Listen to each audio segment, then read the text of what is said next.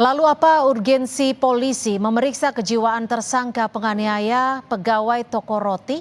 Kami akan bahas bersama psikolog forensik Reza Indragiri. Selamat petang Mas Reza, terima kasih sudah berbagi di Kompas Petang sore hari ini. Mas Reza, saya langsung saja, ini kan polisi sebenarnya sudah mengantongi bukti kuat. Ada video yang begitu detil terjadinya penganiayaan dan juga pengakuan tersangka. Apakah sebegitu urgent harus dilakukan pemeriksaan kejiwaan juga bagi tersangka? Sebetulnya tidak, karena pertanyaan nomor satu pun yang harus dijawab oleh pihak terperiksa adalah apakah Anda dalam keadaan sehat. Dan sekiranya penyidik bisa melihat bahwa terperiksa ini mampu menjawab sesuai dengan pertanyaan yang diajukan, maka tidak ada urgensi untuk melakukan pemeriksaan psikologis itu. Namun, sekiranya penyidik menangkap tanda-tanda atau indikasi kendala dalam komunikasi dan kendala itu barangkali berkaitan dengan kondisi kejiwaan terperiksa, maka memang masuk akal juga sekiranya penyidik memutuskan untuk melakukan pemeriksaan terhadap yang bersangkutan. Tapi saya ini orang forensik, bukan orang klinis. Alhasil, cara pandang saya terhadap suatu kasus barangkali akan terdengar agak keji, bahwa ketika dihadap-hadapkan ke saya antara isu penegakan hukum dengan isu tentang kondisi kejiwaan tertentu, termasuk abnormalitas tertentu, maka saya akan memprioritaskan isu penegakan hukumnya. Dengan kata lain, saya akan berpikir tentang bagaimana terperiksa ini bisa menjalani proses pertanggungjawaban pidana. Ya. Itu yang menjadi pokok pikiran terdepan saya. Artinya kalau ini kan korban sendiri sudah menyebut bahwa pelaku atau tersangka bisa melakukan pekerjaan bahkan memimpin cabang toko roti di salah satu wilayah. Apakah ini sebenarnya juga sudah bisa membuktikan bahwa tidak ada gangguan kejiwaan terhadap tersangka? Ada dua hal yang bisa saya berikan sebagai tanggapan. Pertama, karena kita sedang tidak berbicara semata-mata tentang orang yang konon memiliki kondisi kejiwaan tertentu, tapi kita sedang berbicara tentang seseorang yang diduga sudah melakukan pidana, maka tidak tertutup kemungkinan orang yang melakukan pidana akan menggunakan siasat atau strategi hukum agar lolos dari pertanggungjawaban pidana. Itu poin pertama. Jadi melakukan malingering guna mengadali atau menyiasati proses hukum. Yang kedua, andaikan yang bersangkutan dicap memiliki kondisi kejiwaan yang abnormal, bahkan yang paling parah sekalipun, jangan lupa sudah ada jurisprudensi dari Pengadilan Negeri Jakarta Barat di mana majelis hakim menjatuhkan vonis bersalah dan mengirim ke penjara seorang terdakwa yang hadir di ruang persidangan dengan membawa klaim bahwa dia punya penyakit jiwa. Ini menunjukkan bahwa otoritas Mahkamah Agung sekarang lebih restriktif atau lebih ketat lagi terhadap insanity defense, terhadap klaim-klaim bahwa seorang terdakwa memiliki kondisi kejiwaan yang barangkali mereka harapkan akan menjadi modal bagi mereka untuk lolos dari jerat hukum. Jadi kemungkinan malingering atau pura-pura sakit untuk menyiasati hukum.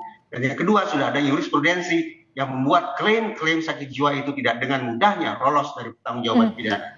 Tapi Mas Reza, di tahap gangguan kejiwaan bagian mana ketika seseorang itu bisa lolos dari hukum tapi mendapat penanganan kejiwaan seperti itu?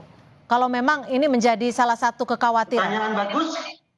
Pertanyaan bagus, pertanyaan gitu, tetapi saya memilih untuk tidak menjawab pertanyaan itu agar tidak menjadi amunisi yang dimanfaatkan oleh para pesakitan manapun itu untuk kemudian menggunakan siasat-siasat tertentu dengan menggunakan perspektif yang saya sampaikan. Justru saya ingin mengingatkan isi pasal 44 ayat 2 KUHP yang acap kali juga dikesampingkan oleh otoritas penegakan hukum, bahwa ketika seorang pesakitan atau terdakwa atau bahkan tersangka dianggap memiliki kondisi kejiwaan yang sifatnya abnormal, klaim itu tetap diposisikan sebagai klaim sepihak. Pasal 44 ayat 2 mengharuskan bahwa setiap orang yang sudah ditetapkan sebagai tersangka misalnya tetap dibawa ke ruang sidang agar bisa diuji oleh hakim. Hakimlah satu-satunya pihak yang punya kewenangan untuk menetapkan apakah sang tersangka atau terdakwa itu nanti akan dikirim ke rumah sakit jiwa ataukah bentuk-bentuk penanganan hukum lainnya. Dengan demikian, saya sungguh-sungguh berharap termasuk pada kasus ini, sekiranya tersangka atau terlapor ini dianggap memiliki kondisi kejiwaan yang abnormal, parah sekalipun, tetap proses hukumnya tidak sepatutnya berhenti di kantor kepolisian, tapi tetap berlanjut sampai ke persidangan sesuai pasal 44 ayat 2 KUHP. Tapi gini Mas Reza kan sering sekali diminta kepolisian untuk menjadi ahli. Kalau di kepolisian sendiri memang ada penilaiannya ya terkait dengan di level berapakah seseorang bisa dikatakan gangguan kejiwaan sehingga bisa tidak dikenakan sanksi hukum. Tidak sesederhana itu. Kita tidak hanya sedang bicara tentang level, tapi kita bicara diagnosis terlebih dahulu.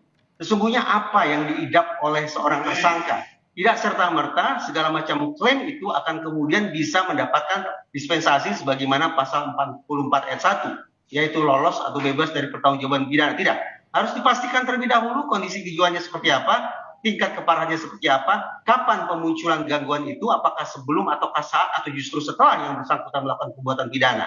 Yang jelas, sekiranya dua hal bisa dipastikan ada pada diri tersangka, maka proses hukum berjalan. Pertama, fitness to stand trial, dan yang kedua, competence to stand trial.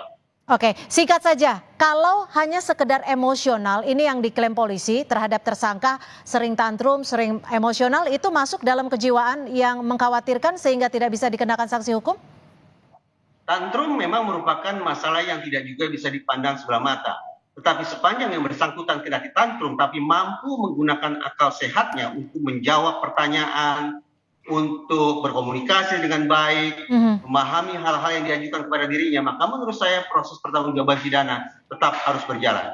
Seorang anak kecil bisa tantrum, orang yang mengalami hambatan perkembangan juga bisa tantrum. Tapi sekali lagi, tidak serta-merta klaim tantrum itu akan membuat yang bersangkutan lolos dari lubang jarum. Baik, terima kasih Mas Reza Indragiri, psikolog forensik sudah berbagi perspektif di Kompas Petang sore hari ini. Selamat sore Mas Reza. Terima kasih.